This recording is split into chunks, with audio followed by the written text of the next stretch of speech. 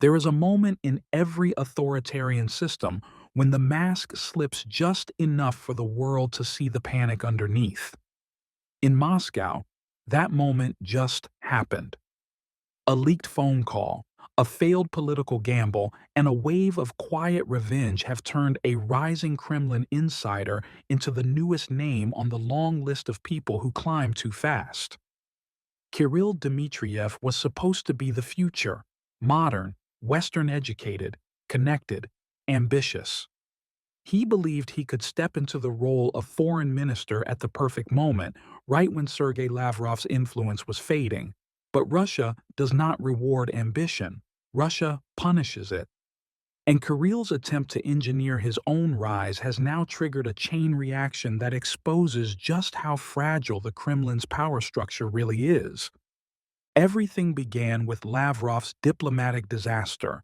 His exaggerated demands pushed the U.S. past the breaking point. The Trump-Putin meeting was canceled, and sanctions slammed into Russia's oil giants with crushing force.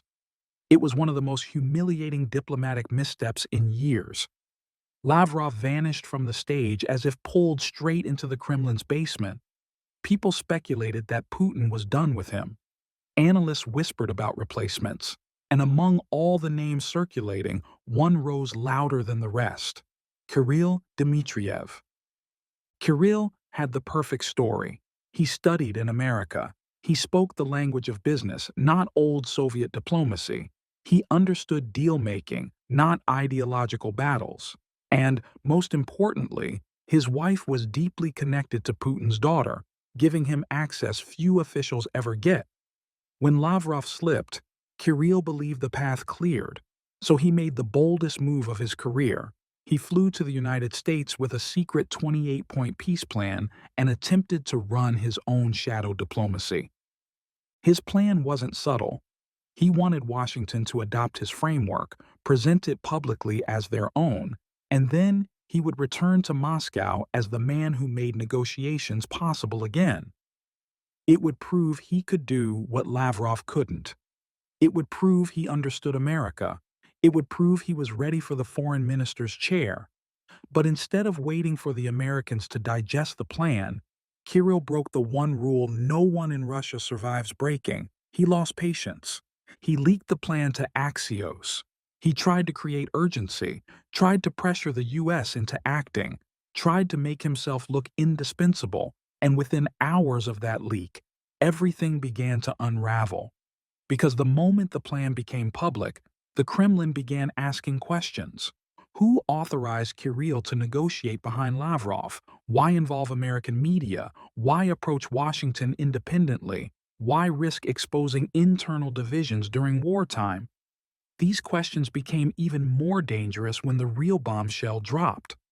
A transcript of Kirill's call with Yuri Ushakov, Putin's top foreign policy brain, was leaked. The transcript confirmed Kirill's strategy: frame Russia's demands as informal, deliver them quietly to the U.S., and allow Washington to present the plan as its own.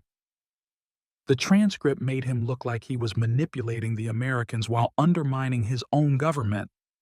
In a country obsessed with control, this was unforgivable, and someone inside Moscow wanted the world to see it. Lavrov returned almost immediately. After weeks of silence, he stepped in front of cameras like a man who had been waiting for this moment. He attacked the person leaking diplomacy into the media. He mocked reckless attempts to influence negotiations.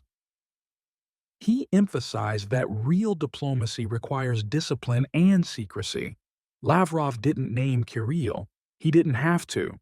Anyone watching understood he was drawing a line in the sand. And Kirill was on the wrong side of it. Kirill panicked. He denied the transcript existed. He said it was fabricated. He called it a smear campaign. But nothing destroys a lie faster than someone else's truth. Ushakov confirmed the calls happened. He didn't deny anything. He simply said someone was listening, someone was leaking, and it wasn't them. Those words obliterated Kirill's defense. If Ushakov confirmed the calls, then Kirill's denial looked desperate. Worse, it looked disloyal. Within hours, Kirill became politically radioactive. Kremlin commentators began painting him as overconfident. State media highlighted his ties to the West. Analysts on Russian TV questioned his loyalty. Even business circles began distancing themselves from him. The silence from Putin's daughter, once his greatest advantage, became the loudest sign that he had no protection left. But the most revealing part of this story isn't Kirill's failure. It's what the leak itself exposed. The Kremlin is no longer a unified machine. Factions are fighting for survival. Information is being weaponized internally. Someone with deep access wanted Kirill gone, and they were willing to embarrass the Kremlin in order to eliminate him. That level of internal sabotage didn't exist 5 years ago. It barely existed even during the early months of the war. But now it is everywhere. Russia's elites are terrified. The economy is shrinking faster than the government admits. The ruble is sliding. Energy revenues are collapsing. Winter shortages are appearing in small towns. Drone strikes are damaging refineries. Military commanders are openly competing for supplies. Businesses are hoarding cash before the next sanctions wave hits.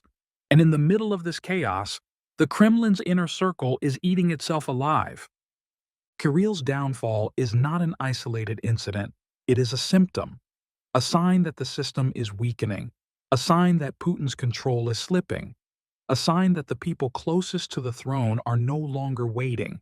They are striking early, striking secretly, and striking to survive. Lavrov didn't defeat Kirill through diplomacy. He defeated him through exposure, through precision, through a perfectly timed leak that cut off every exit Kirill had. For Kirill, the danger is just beginning. In Russia, political disgrace is rarely the end of the story. People who become liabilities have a tendency to disappear from public life. Some are reassigned to distant roles, others are quietly removed from influence, and some simply become names mentioned only in past tense. The Kremlin knows how to close chapters when they become inconvenient. Kirill wanted power. He wanted recognition. He wanted to reshape Russia's diplomacy, but he misunderstood the fundamental law of the Kremlin. You do not climb by shining brighter. You climb by not being noticed until you're already at the top. He made himself visible too early, too loudly, too confidently. And Russia does not tolerate someone who moves faster than the system allows. The throne always looks close right before it disappears. Kirill reached for it, and the entire floor dropped beneath him. And now the Kremlin prepares for its next internal battle, because this power struggle is far from over. Kirill is just the beginning. Please like and subscribe to support our channel.